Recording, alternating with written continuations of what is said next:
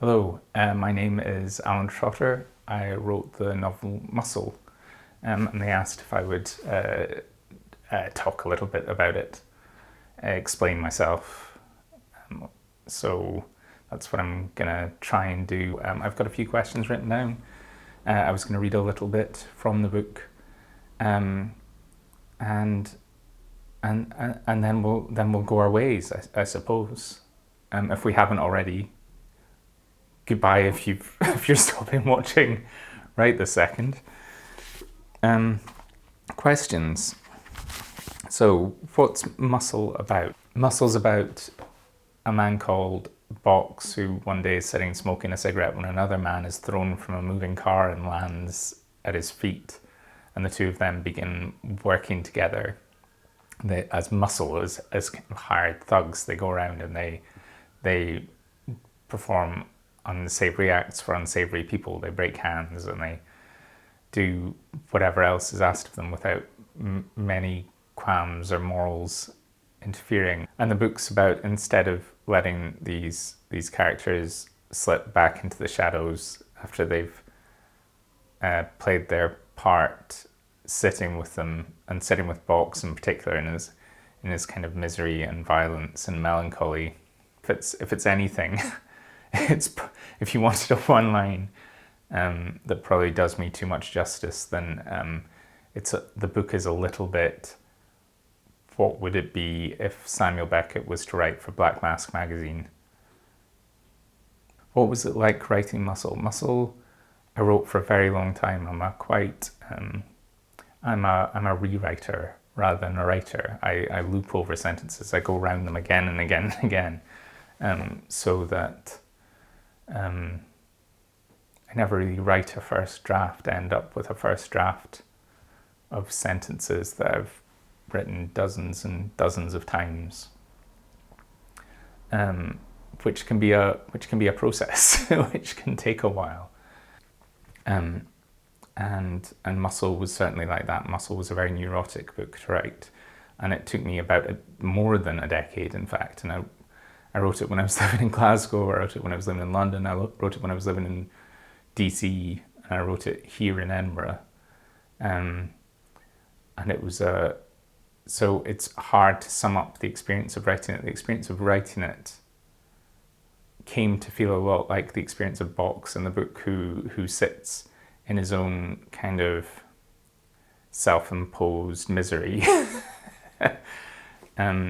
dwelling there and seeing what of value he can find there, while other people imagine him just to be irredeemably lost. And that was certainly at some points what it felt like to be writing the book. Especially took a while.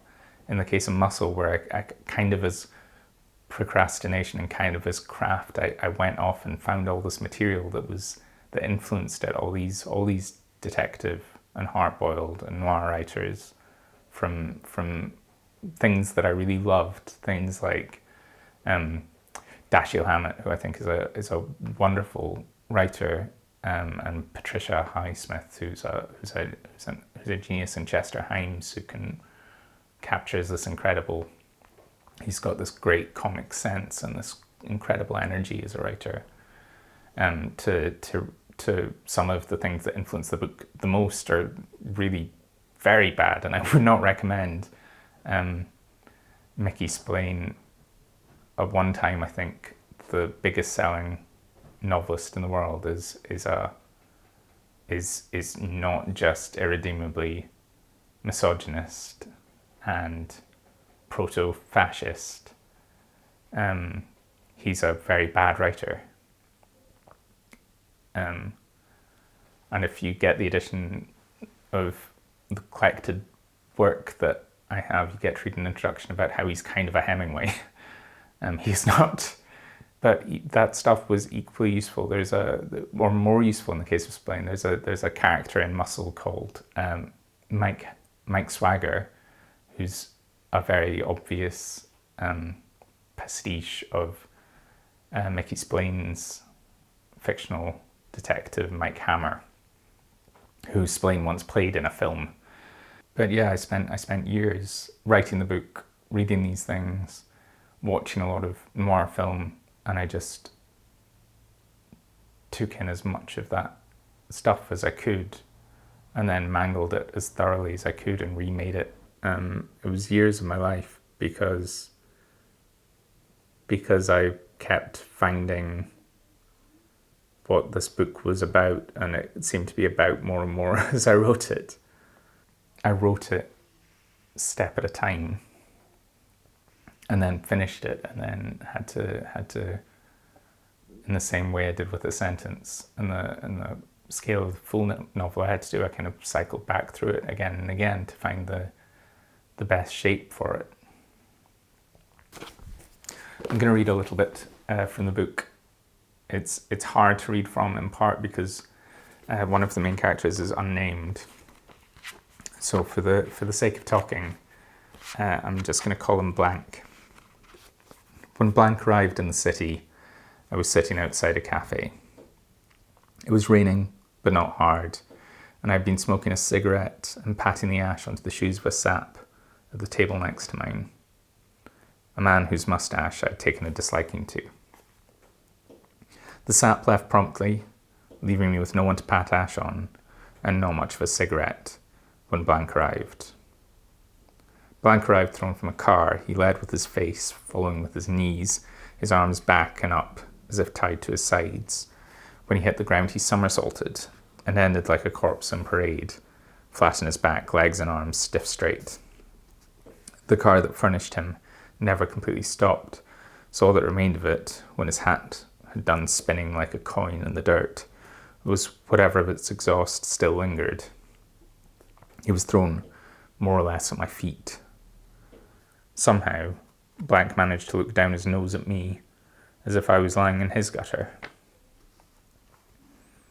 I offered him a cigarette, and he took it, pulled himself up, cleared the grit from his hat and his face, and it came about that we got to talking.